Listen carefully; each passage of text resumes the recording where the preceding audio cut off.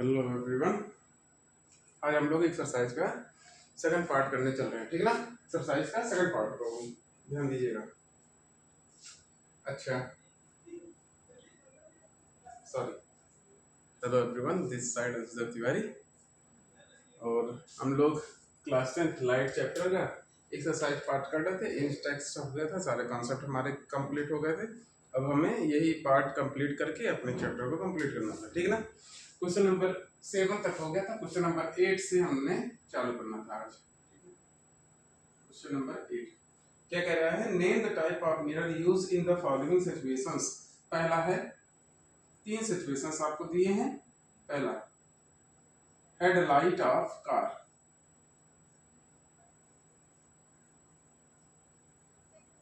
दूसरा दूसरा है आपका साइड रियर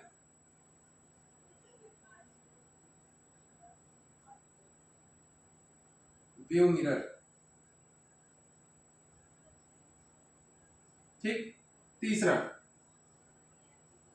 सोलर फर्नेस, ठीक है ना। बाबू ध्यान दीजिएगा, आपसे 3 प्रकार के सिचुएशंस दिए गए हैं और आपसे पूछ रहा है कि हर एक सिचुएशन में कौन सा मिरर आपका यूज होगा। देखिए, समझाने को मैं समझा सकता हूँ, लेकिन ये जानते हैं ना कि ये आपके डेली लाइफ बेस्ड है चीजें, ठीक है ना। कहाँ है? Daily life. अब इसको समझिएगा, इसका मतलब क्या हो गया। आपको पता है हेडलाइट ऑफ अ कार, यानी कि मैं अगर कार को व्हीकल का नाम हटा दूं तो किसी भी हेडलाइट को आप गौर से देखेंगे तो उसका इंटरनल स्ट्रक्चर कुछ ऐसा होता है बेटे, ऐसा, ठीक है ना। अंदर से वो रिफ्लेक्टिंग सरफेस होता है। अंदर का कैसा सरफेस होता है? रिफ्लेक्टिंग होता है। यहाँ पर उसका बल्ब लगा होता है, ठीक है। और वो क्या करता है बेटा, लाइट रेज जो होती हैं यहाँ पर वो शीशे से, ट्रांसपेरेंट शीशे से कवर होती हैं, ठीक है। कुछ लाइट तो ऐसे सीधा ही निकल जाती हैं डायरेक्टली, और कुछ क्या होती है, इस पे भिड़ने के बाद यहाँ पर ऐसे रिफ्लेक्ट करती है, ठीक है। कुछ भिड़ने के बाद ऐसा जाता है। अब ये जो लाइट है ऐसा ऐसा करके बढ़ जाएगा। कुछ डायरेक्टली ऐसा इस पे जाके भिड़ते हैं, और ये क्या करते हैं बेटा, जो भी लाइट रेज आपकी भिड़ती है वो ऐसा स्ट्रेट ऐसा बाहर की ओर निकलती है। और इसी से आपका तय होता है कि आपको सीधा जो सामने दिखाई देता है, हल्का सा इसका एंगल टिल्ट होता है। ये जो बल्ब होता है ना, इसका हल्का सा ऐसा करके ध्यान से आप देखोगे तो हल्का सा नीचे की ओर झुका रहता है, ठीक है, ताकि वो लाइट क्या करे, वो सरफेस उसका निर्धारित कर देता है कुछ ऐसा। तो पहले वाले का उत्तर आपने याद रखना है कि हेडलाइट में, चाहे वो किसी प्रकार का व्हीकल हो, हेडलाइट में हमेशा आपका कौन सा मिरर यूज होता है बेटा? Concave mirror. कौन सा? Concave mirror. चलिए ध्यान दीजिएगा। Side and rear view mirror. Babu, side and rear view mirror से अच्छा है ना, आप कभी किसी बड़े होटल में या कहीं पर भी ऐसा जो अपार्टमेंट वाली जगहें होती हैं वहां पे आप नोटिस करोगे कि वहां का जो पार्किंग एरिया होता है वहां पे एक खूब बड़ा सा ऐसा, खूब बड़ा सा ना ऐसा राउंड करके रेड कलर का मिरर रखा रहता है, ठीक है। और वो यूज किया जाता है केवल और केवल, जैसे होता है ना कि हम लोग पार्किंग में जब गाड़ियां लगाते हैं तो पीछे से चीजों को देखने के लिए यूज करते हैं, ठीक है ना। अब side and rear view mirror जो है बेटा, हमें चाहिए क्या? पीछे से हमें डिटेल्ड इंफॉर्मेशन चाहिए कि हमारे पीछे जो चीजें एग्जिस्ट कर रही हैं वो क्या क्या है, कैसे हैं और किस सिचुएशन पे खड़ी हैं। यानी कि आपको जो भी चीजें, बाबू हमने इसको पहले पढ़ाते हुए आपको एक क्वेश्चन आया था जिसमें हम लोग प्लेन मिरर और साथ में कॉन्वेक्स मिरर, 2 प्रकार के मिरर लिए थे, जिसमें हमने बताया था कि हर एक सिचुएशन में ये कैसा इमेज बनाते हैं बेटा, इरेक्ट। तो पहली बात ध्यान दीजिएगा, हमें जो मिरर का इंफॉर्मेशन चाहिए बेटा वो इमेज कैसा होना चाहिए, इरेक्ट होना चाहिए। हमें सीधा दिखा, उल्टा दिखेगा तो हम कंफ्यूज हो जाएंगे। हमें कैसा इमेज चाहिए, इरेक्ट चाहिए। तो इसी से आप समझ सकते हो कि यहाँ पे कौन सा मिरर यूज होगा, आपका कॉन्वेक्स मिरर। दूसरी बात, कॉन्वेक्स मिरर जो है बेटा ये क्या करता है, हर एक सिचुएशन में इमेज कैसा बनाता है, इमेज आपका डिमिनाइज्ड बनाता है, छोटा, ठीक है। अब इसका मतलब क्या हो गया, डिमिनाइज्ड का मतलब हो गया कि छोटा कर देगा, इसका मतलब हो गया कि छोटे छोटे इमेज को बनाने के कारण ये क्या करता है, काफी दूर के एरिया को एक साथ उसको कवर करता है। एक चीज आप लोगों ने बाइक के साइड मिरर में एक चीज पढ़ा होगा, मिरर मतलब होता है object in the mirror are looking close looking then closer then they appear, मतलब जितना है उससे ज्यादा वो क्लोज दिखते हैं, क्योंकि वो क्या करता है, इमेज को बनाता है छोटा सा, ठीक है ना, जल्दी बना देता है। तो वो भी करेक्ट नहीं होता, लेकिन वो चूंकि आपका एरेक्ट बनाता है और छोटा यानी कि काफी बड़े एरिया को कवर करता है, इसलिए हम लोग किस मिरर का यूज करते हैं, कॉन्वेक्स मिरर का। सोलर फर्नेस, हम लोग जब कॉनकेव मिरर पढ़ रहे थे उसी समय मैंने एक ऐसा यही सेम पोजीशन था, हमने बताया था कि आपका जो जो भी सोलर कुकर्स होते हैं वहां पे आप लोग क्या करते हैं बेटा, यूज करते हो, आपने हमेशा यूज करते हैं हम लोग किसका, कॉनकेव मिरर का। क्यों करते हैं, क्योंकि कॉनकेव मिरर पे जब इनफाइनाइट डिस्टेंस से लाइट रेज गिरती हैं तो क्या करता है बेटा, ये एक पर्टिकुलर पॉइंट पे इसको कंसंट्रेट कर देता है, क्या कर देता है, एक पर्टिकुलर पॉइंट पे कंसंट्रेट कर देता है, और इससे क्या हो जाता है, उस पर्टिकुलर पॉइंट पे सारी एनर्जी एक ही पॉइंट पे कंसंट्रेट होने के कारण वो गर्म हो जाती है, ठीक है ना। तो याद रखिएगा, जो भी सोलर कुकर हो, सोलर फर्नेस हो, यहाँ पर हमेशा आपका कौन सा मिरर यूज होगा बेटा, कॉनकेव मिरर, ठीक है। चलिए नोट कर लीजिएगा।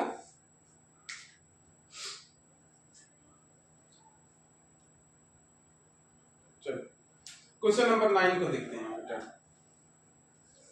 मिटा रहा हूं।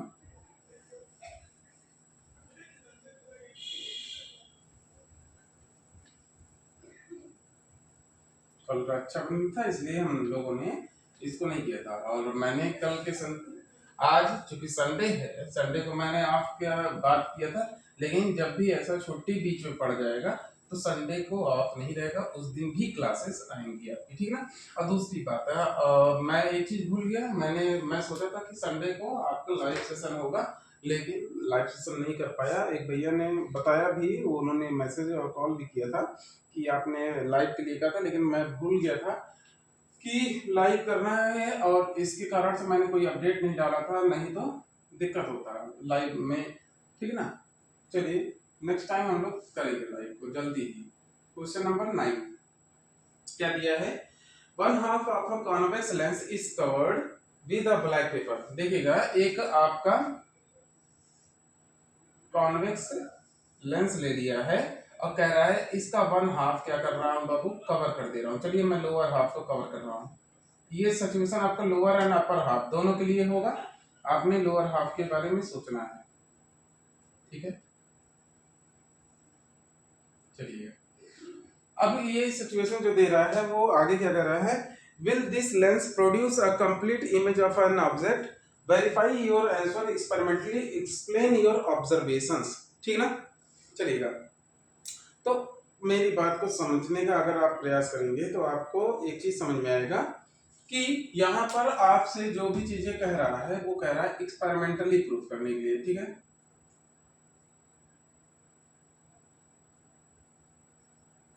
एक्सपेरिमेंटली, तो बाबू एक्सपेरिमेंटली तो पॉसिबल है नहीं, ये तो आपके फिजिक्स लैब का ही कमाल है, ठीक ना।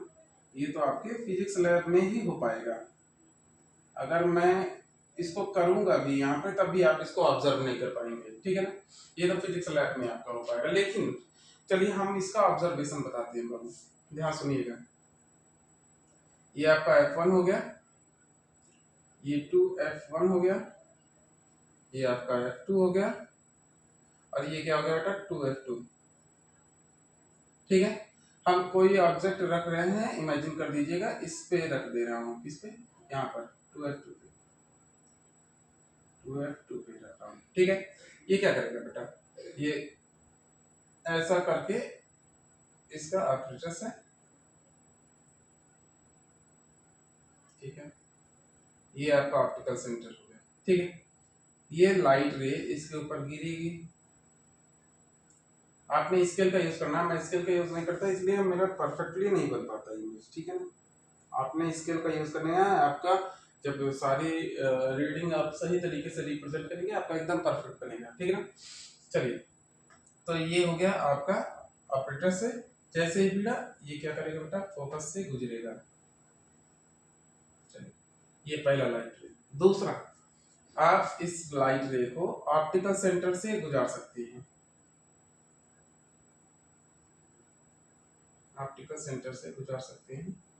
और ये क्या करेगा बेटा, ऐसा बढ़ता हुआ, सॉरी ये मैं F2 को ऊपर लिख दे रहा हूँ, ठीक है, कहाँ लिख दे रहा हूँ, ऊपर। अब यहाँ से दोबारा प्रोड्यूस कर दे रहा हूँ, ये क्या हो जाएगा, यहाँ पर आपका इमेज बनाएंगे। तो बाबू एक बात को याद रखिएगा, ये एग्जैक्टली पूरा प्रॉपर सही नहीं है, क्योंकि हम लोग ऑप्टिकल सेंटर से जब गुजार रहे हैं, देखिए यहाँ पर लाइट रे आपका कवर्ड एरिया से गुजर रहा है, लेकिन अगर मैं इसको जनरल ऑब्जर्वेशन के तौर पे बताऊं तो ये कैसे बनता है इमेज आपका, ये जैसे हम लोग ऑब्जेक्ट को ले लेते हैं, ये लोअर हाफ को मैंने क्या कर दिया बेटा, कवर कर दिया है, और यहाँ पर आपका F1 F2 2F1 या C1 और C2, ठीक है, F1 C1 F2 और C2 ऐसा ले लेते हैं। ये क्या करता है बेटा, जैसे ये मैंने ऑब्जेक्ट ले लिया, ये क्या करेगा, यहाँ से गुजरा, जैसे ये है ना, ये जैसे गुजरा, ये क्या करेगा, आपका लाइट यहाँ से गुजरा, ठीक है। अब उसके बाद ये क्या करेगा, फोकस से गुजर जाएगा, ठीक है। अब मेरी बात को अगर आप लोग समझ पाएंगे तो ये आपने समझना है कि यहाँ पर जब हम लोग क्या करते हैं, कोई लाइट बल्ब यहाँ पर लगा दिए, जैसे हमने, ठीक है, कोई लाइट बल्ब हमने लगा दिया, तो ये लाइट रे क्या करती है बेटा, हमेशा सीधा नहीं, हल्का सा, जैसे ये बहुत सारे इसके ऊपर इम्पैक्ट पड़ाते हैं, बहुत सारे, तो ये क्या करता है, कुछ लाइट रेज जो ऊपर से पड़ते हैं, तो ये क्या करता है, थोड़ा सा इस लाइट को ऐसा झुका देता है, ठीक है। और इसी प्रकार से ये हमेशा वाला सिचुएशन नहीं है, कभी कभी ये क्या करता है बेटा, ऐसे ही आपका गुजरता है और ऐसे काटते हुए पास कर जाता है, ठीक है। यहाँ पर इनफाइनाइट लाइट रेज आपकी आएंगी, ठीक है, और इस प्रकार से आपका इनफाइनाइट लाइट रेज जो आपके पास हो रही हैं, वो लाइट रे जिस पॉइंट पे कंसंट्रेट करती हैं, वही क्या बन जाता है, आपका इमेज का पोजीशन बन जाता है। अब मेरी बात को अगर आप लोग समझेंगे तो क्या हो रहा है यहाँ पे, प्रॉब्लम क्या क्रिएट हुई कि लाइट रे को पास होने के लिए अब ये आधे पर से ही कर सकता है, जबकि ये यहाँ पर लाइट रे क्या करेगा बेटा, यहाँ से भी पास हो सकता था, यहाँ से, इस पोजीशन से भी, इस पोजीशन से भी, लेकिन ये क्या कर रहा है बेटा, आधे एरिया से ही पास हो रहा है और आधे एरिया से पास नहीं हो रहा है। तो याद रखिएगा कि यहाँ पर इमेज जो बनेगा, इमेज फॉर्म होगा, कैसा होगा, ये सेम पोजीशन पे जो आपका प्रीवियस बना था, सेम पोजीशन पे बनेगा, मतलब ऑब्जेक्ट वाले पोजीशन पे नहीं, जहां पे बनता था, अगर मैं कवर ना करता वहीं पे बनता, सेम साइज का बनेगा,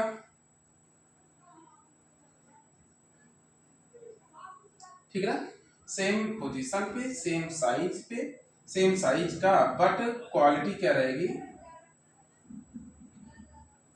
क्वालिटी क्या रहेगी, ये रिड्यूस हो जाएगी। क्यों हो जाएगी रिड्यूस, क्योंकि हाफ ऑफ लाइट्स रे विल नॉट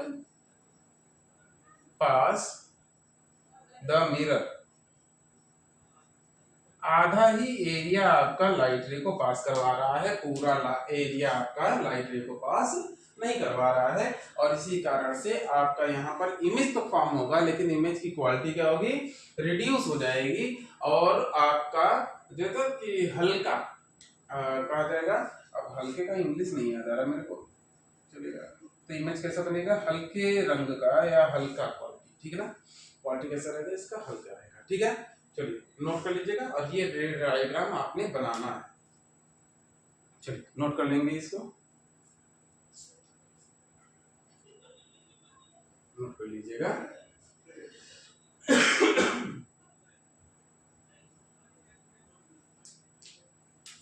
मिटा दे, चलिए मिटा रहा हूँ, क्वेश्चन नंबर 10 पे पहुंचते हैं हम लोग। अच्छा सॉरी टू से, बट इन केस अगर आपको नहीं समझ में आया कोई क्वेश्चन, तो आपने डाउट को राइज कर देना है अपने कमेंट में या किसी भी अदर तरीके से अगर आपको समझ में आता है, ठीक ना। और कमेंट जरूर किया करिए, बहुत छोटा सा काम है और कमेंट करने से हमें भी समझ में आता है कि और क्या सही कर सकते। देखिए मुझे पता है कि कमियां बहुत है मेरी में, अब हम भी एक स्टूडेंट ही हैं, हम भी पढ़ ही रहे हैं, गलती भी होगी, ह्यूमन नेचर है। अगर मैं चीज़ों को पहले रट के आपके सामने रिप्रेजेंट करूंगा तो मे भी चांसेस कम है कि गलतियां होंगी, लेकिन गलती होनी चाहिए और यही ह्यूमन नेचर का बेसिक क्वालिटी है, ठीक ना। मिस्टेक होगा, हम लोग उसको सुधारेंगे, साथ में आप हमारा सहयोग करेंगे, हम आपका सहयोग करेंगे। You are my teacher, I am trying to be yours, ठीक है ना। चलिए देखते हैं हम लोग कहाँ पहुंच गए थे भाई। हमने क्वेश्चन नंबर 9 कंप्लीट कर लिया था, हमको करना था क्वेश्चन नंबर 10 को कंप्लीट। चलिए क्वेश्चन नंबर 10 दिया है आपका, अब थोड़ा सा न्यूमेरिकल टाइप के क्वेश्चंस आ रहे हैं। An object 5 centimetre in length is held 25 centimetre away from a converging lens. पहली बात कि लेंस कौन सा है, कन्वर्जिंग है, ठीक ना, कन्वर्जिंग लेंस है। कन्वर्जिंग लेंस का मतलब हो गया कौन सा, कॉन्वेक्स लेंस, पहली बात, ठीक है। पहली बात कन्वर्जिंग लेंस है यानी कि कॉन्वेक्स लेंस है। ऑब्जेक्ट का जो साइज दिया है, object size, height of object वो दे दिया है बेटा 5 सेंटीमीटर। पोजीशन यानी कि कितना दूरी पे ये मिरर लेंस से रखा है बेटा, that is called objects position, represent करते हैं यू से, वो बना रहा है बेटा 25 सेंटीमीटर, अभी 25 सेंटीमीटर। अब बताइएगा ऑब्जेक्ट का हमने कहा था हर एक सिचुएशन में अपने दिमाग में रखना है, ऑब्जेक्ट को हमेशा हम किस साइड रखते हैं, on the left side of mirror और लेंस, बोथ सिचुएशन, ठीक ना। चाहे मिरर का सिचुएशन हो चाहे लेंस का सिचुएशन हो, दोनों ही कंडीशन में हम लोग क्या करते हैं, ऑब्जेक्ट को हमेशा लेफ्ट साइड में रखते हैं, और लेफ्ट साइड में रखने के कारण ही आप लोग यूज करते हैं कौन सा सिंबल, -25। हाइट ऑफ इमेज हमेशा अपर साइड होता है, इस वजह से इसको हम लोग पॉजिटिव लेते हैं, ठीक है। अब आपसे कह रहा है focal length, focal length, focal length आपको दे रहा है कितना, 10 सेंटीमीटर। अच्छा एक चीज याद कर लेंगे, focal length of converging lens हमने कहा था हमेशा क्या रहता है बेटा, पॉजिटिव होगा। क्यों होगा, क्योंकि ये है आपके राइट साइड में F2, ठीक ना, यही था प्रिंसिपल फोकस, ठीक ना, प्रिंसिपल फोकस। चलिए ड्रा द रे diagram and find the position, size and nature of image form. देखिएगा बाबू, मेरी बात को समझिएगा। अब देखिएगा इसमें, सॉरी क्वेश्चन में क्या कह रहा था, एक मिनट, आपसे पूछा है पोजीशन, साइज, नेचर, ठीक है, position size and nature of image. अब बाबू पहला तो हम लोग पोजीशन की बात करेंगे, तो पोजीशन का मतलब हो गया, आपसे पूछ रहा है कि ये लेंस से कितनी दूरी होगी, यानी कि v पूछ रहा है, ठीक है ना, क्या पूछ रहा है बेटा, v की वैल्यू, ठीक है। दूसरा साइज आपसे पूछ रहा है, साइज का मतलब क्या हो गया बेटा, कि ये आपसे पूछ रहा है हाइट ऑफ इमेज। तीसरा नेचर, नेचर का पहली बात आपने देखना है कि इमेज आपका रियल बनेगा या फिर वर्चुअल बनेगा, इरेक्ट बनेगा या फिर इन्वर्टेड बनेगा, डिमिनाइज्ड बनेगा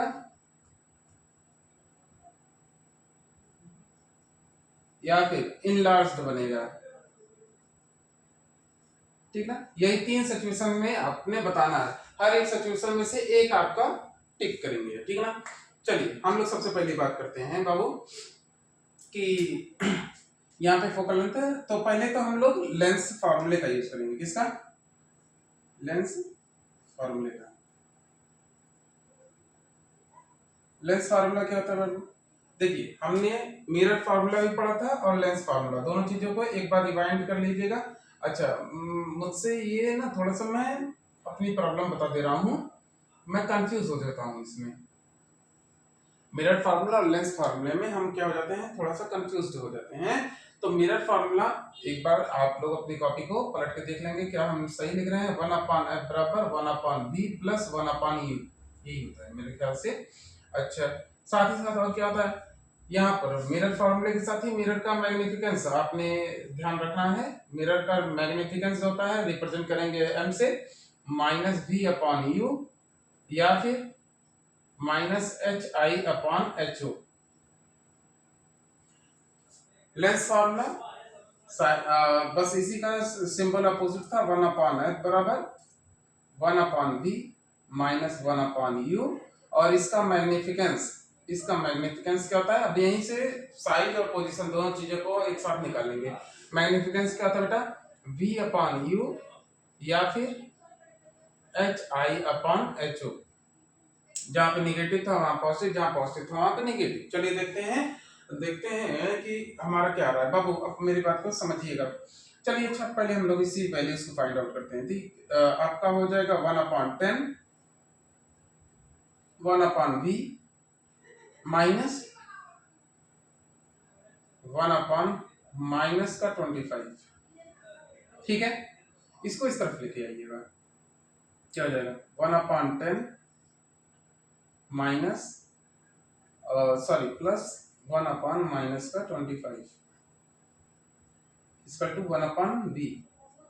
चलिए अब 1 अपॉन बी को लेफ्ट साइड में रखेंगे, जब हमारे लिए कंफर्टेबल फील होता है, पता नहीं क्यों लेकिन करते हैं, ठीक है ना। ये एरो आपका छूटना नहीं चाहिए, इसको भी साथ में रखते रहिएगा, एग्जाम में लिखेंगे, ये जरूरी होता है। ठीक है, चलिए ये हो गया 1 अपॉन बी बराबर,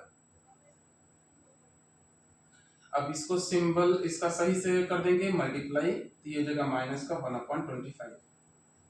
10 एंड 25 का जो एलसीएम होता है वो होता है 50। कितना हो जाएगा 50। चलिए लिख देते हैं 10 5 से 55 ऊपर आ गया बेटा, 25 2 से 50, ये हो गया 2 ऊपर, बन गया बेटा कितना 3 अपॉन। चलिए तो v बराबर कितना आ गया, ये आ गया आपका वैल्यू 50 अपॉन 3 सेंटीमीटर,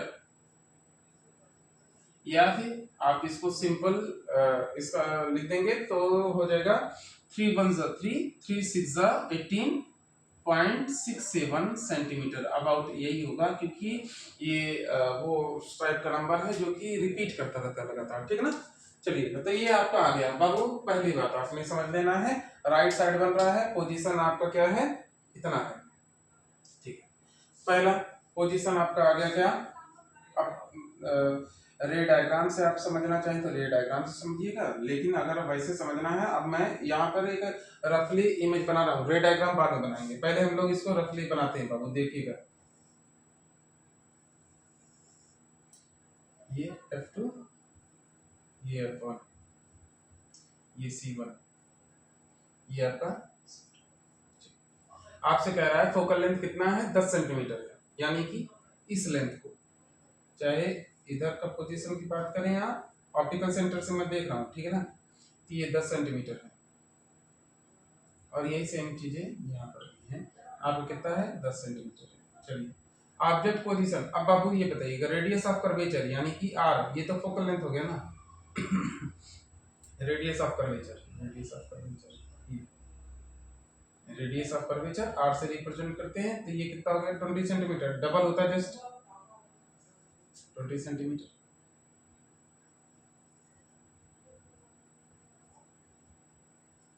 अब एक चीज बताइएगा,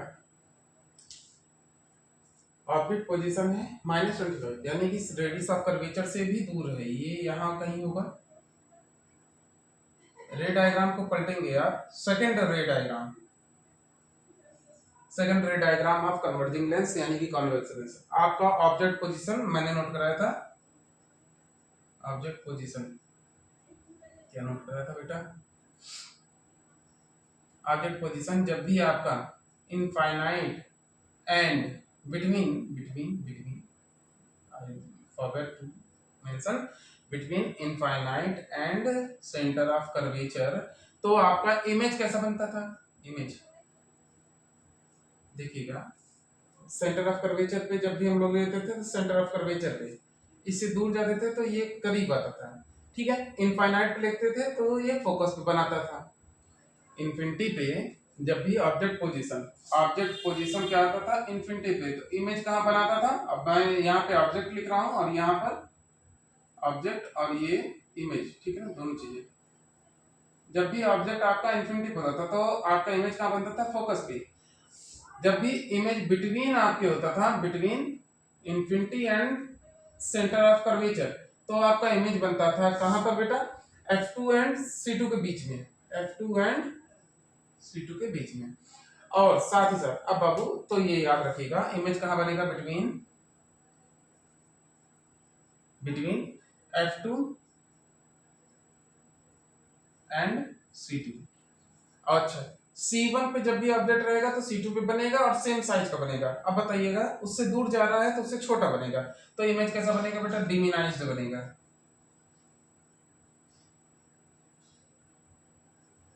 अच्छा, एक ही पोजीशन है आपका, ये F1 और ऑप्टिकल सेंटर के बीच में ऑब्जेक्ट को रखते हैं तब आपका इमेज इरेक्ट बनता है, इरेक्ट बनता है, वर्चुअल बनता है। बाकी हर एक सिचुएशन में इमेज कैसा बनता है बेटा, इन्वर्टेड, उल्टा। साथ ही साथ इन्वर्टेड के साथ साथ कैसा बनता है बेटा, रियल बनता है। कैसा बनता है, रियल। तो यहां पर देखिएगा अपना उत्तर क्या क्या होगा बेटा, रियल हो जाएगा, इन्वर्टेड हो जाएगा, डिमिनाइज हो जाएगा। ठीक है ना, ये तीन आपके उत्तर हैं। चलिएगा नोट करेंगे ताकि हम लोग रे डायग्राम को बना लें। ये आपका उत्तर है।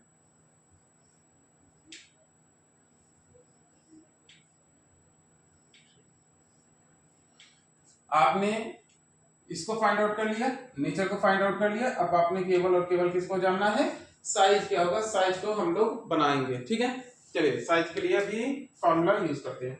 ये हो गया ना बाबू। चलिए आंसर आपका नोट करते चलेंगे हम, इसको ऊपर वाला क्लियर आउट करके यहाँ पर आंसर लिख दे रहा हूँ। ठीक है, ये देखिएगा यहाँ पे क्लियर कर दिया। आपका इमेज का पोजीशन हम लोगों ने लिखा था इमेज यानी कि v की वैल्यू आ गई थी 50/3 सेंटीमीटर, या फिर कितना बेटा, या फिर 16.67 सेंटीमीटर, 60.67 सेंटीमीटर। चलिए ये आ गया। हमने अब साइज को बनाना है। चलिए साइज को बनाते हैं। इधर का मिटा दे रहा हूं ताकि आप लोग इसको समझ सकें। इतना चीजें मेरे ख्याल से समझ गए होंगे आप। अगर नहीं समझे हैं तो एक बार रे डायग्राम को पलटिएगा, उसके बाद भी नहीं समझ में आएगा तो दोबारा बोलिएगा, मैं दोबारा रे डायग्राम को समझा दूंगा। मैं एक चीज ऑब्जर्व किया तो इन टेक्स्ट क्वेश्चन, एक्सरसाइज क्वेश्चन, वही एक मुझे जो प्रॉब्लम होती है स्कूलों में कि बच्चे जो है ना वो अपने सिलेबस को कंप्लीट करना चाहते हैं, वो केवल एक्सरसाइज को कंप्लीट करना चाहते हैं, लेकिन उनका जो बेस होता है ना, बेस को नहीं पढ़ रहे हैं। और वो ये हमें भी इंफॉर्मेशन यहाँ पे मिल रहा है कि रे डायग्राम जहाँ पढ़ाया गया है उसको कम पढ़ा जा रहा है, इन टेक्स्ट क्वेश्चन, एक्सरसाइज क्वेश्चन ज्यादा किए जा रहे हैं। चलिए अच्छी बात है, आप देखते रहिए उसको भी, लेकिन साथ ही साथ रे डायग्राम को भी बनाना सीखिए, वो बहुत जरूरी होता है। मैं बता दे रहा हूँ आपसे कि रे डायग्राम पे आपका एटलीस्ट 5 to 8 नंबर का 1 से 2 क्वेश्चन, ये मान चलिएगा 8 नंबर के अबाउट का आपका क्वेश्चन आना ही आना है, चाहे आप यूपी बोर्ड पढ़ रहे हो चाहे आप सीबीएसई बोर्ड पढ़ रहे हो, दोनों ही जगहों पर आपका आना ही आना है। ठीक है, इसलिए उसको जरूर पढ़ा करिए। चलिए अब हमने साइज बताना है बेटा, तो साइज के लिए हम लोग को इसका फार्मूला यूज करते हैं मैग्निफिकेंस का। देखिएगा रेड मार्कर यूज कर रहा हूँ, पता नहीं दिख रहा होगा कि नहीं, एक मिनट में अभी इसको नोट करके मैं देखूंगा पहले कैमरे में कि ये दिख रहा है कि नहीं। अगर नहीं दिख रहा होगा तो भाई हम लोग नहीं यूज करेंगे इसको। दिख रहा है बट थोड़ा लाइट है ज्यादा। चलिए इसको धीरे धीरे इसका टिप जब मोटा हो जाएगा ना तो ये अच्छा लिखने लगेंगे, तब तक वैसे हम लोग देखते हैं। हाइट ऑफ इमेज का हम लोग इसको इस वाले सेक्शन को लेते हैं। चलिए तो v की वैल्यू हमको पता चल गई है, वो कितना बेटा 50/3 सेंटीमीटर। ठीक है, u की वैल्यू हमने पहले से पता किया था, वो था -25 centimetre upon 1। Height of image हमने फाइंड आउट करना है। हाइट ऑफ ऑब्जेक्ट आपको दिया था कितना, 5 सेंटीमीटर। चलिए सिंपल कैलकुलेशन है, इसको इन्वर्ट करके मल्टीप्लाई कर देंगे तो ये आपका किस में कन्वर्ट हो जाएगा बेटा, 50/3 मल्टीप्लाई बाय 1/25। नेगेटिव सिंबल आपने इधर लेकर चले आए और ये किसका वैल्यू है बेटा, हाइट ऑफ इमेज अपॉन 5 का, ये 25 टू सा। ठीक है, क्रॉस मल्टीप्लीकेशन हो जाएगा तो ये कितना हो जाएगा बेटा, ये हो जाएगा 10/3, साथ में नेगेटिव सिंबल और ये हाइट ऑफ इमेज, तो हाइट ऑफ इमेज आपका बेटा आ गया -3.33 सेंटीमीटर। देखिए ना, हम लोग ये पता है इन्वर्टेड बनेगा ना, इन्वर्टेड उल्टा बनेगा तो आपका निगेटिव सिंबल आना ही आना था। डिमिनाइज्ड बनेगा, बताइए ऑब्जेक्ट का साइज था 5 सेंटीमीटर, इमेज का साइज क्या है बेटा 3.33 सेंटीमीटर, डिमिनाइज्ड है, छोटा बना है ना इमेज।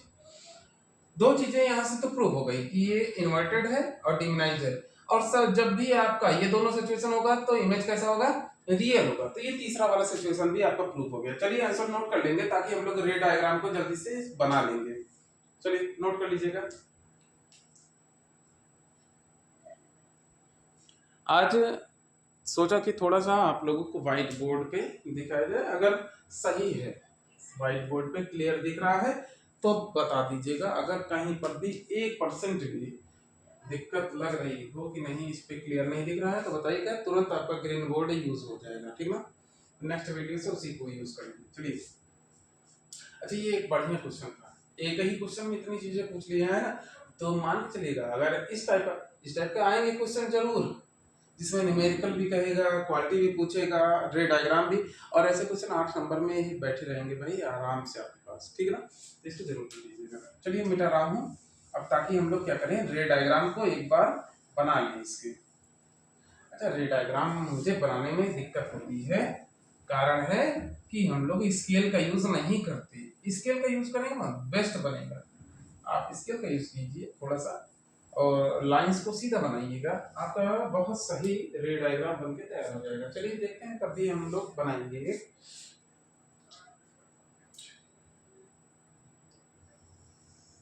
ये आपका कॉन्वेक्स लेंस,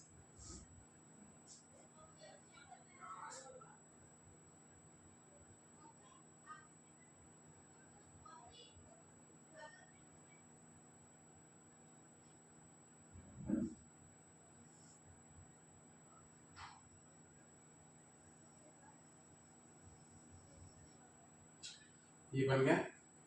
इधर थोड़ा सा और कंटिन्यू कर देते हैं। ये आपका हो गया फोकस 1 F1, ये आपका हो गया फोकस 2 F2, ये आपका C1, ये आपका C2। चलिए, यहाँ पर आपने ऑब्जेक्ट को रखा है यहाँ पर, ठीक है। तो अब देखिए बाबू, सबसे पहला आप मैंने 2-3 नियम बताए थे ना, वही 2-3 नियम को फॉलो करेंगे। पहला, पैरेलल आप क्या करेंगे, क्या करें ऑप्टिकल ये प्रिंसिपल एक्सिस के पैरेलल लाइट रेस को खींचेंगे। चलिए खींचिए, जैसे ही आप रेस को टच करेगा ये क्या करेगा, कन्वर्ज हो जाएगा किस तरफ बेटा, F2 की तरफ, फोकस की तरफ। ये आपका F2 की तरफ क्या हो गया बेटा, कन्वर्ज हो गया, ठीक है। चलिए थोड़ा सा डायग्राम हमारे ख्याल से ये ऐसा बन रहा है, थोड़ा दिक्कत करेगा, लेकिन देखिए। दूसरा, आप चाहिए तो ऑप्टिकल सेंटर से पास कराएंगे, ऑप्टिकल सेंटर से पास कराएंगे तो क्या करेगा, विदाउट रिफ्लेक्शन ये चला जाएगा। दूसरा, आप F1 से पास कराएंगे तो ऑप्टिकल सेंटर वाला मेरे ख्याल से बहुत बार हम लोगों ने बनाया। चलिए हम इस बार F1 से पास कराते हैं। F1 से पास करेंगे, लाइट रे आपकी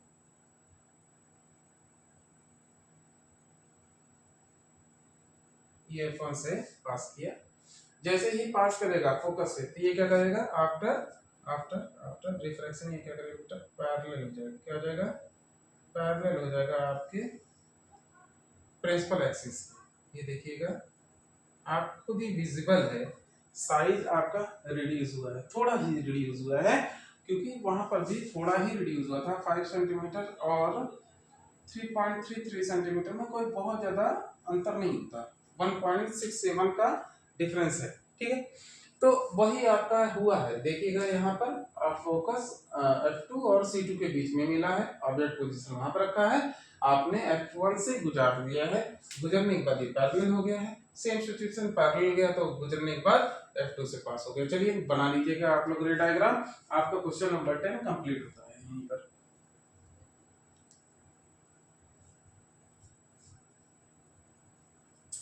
ऑलरेडी ये क्वेश्चन इतना बढ़िया था ना कि ये टाइम काफी ज्यादा कंज्यूम कर लिया है, चलिए मेरे ख्याल से 35 मिनट इनफ है, उतना बड़ा वीडियो बन गया है। चलिए आज यहीं पे क्लास रोकते हैं और आप लोग पढ़ते रहिए और थोड़ा सा लाइक और शेयर करवाइए भाई। क्वेश्चन एक ही क्वेश्चन काफ़ी ज़्यादा समय लिया, लेकिन ये बेहतरीन क्वेश्चन था। चलिए थैंक यू, कमेंट कीजिएगा।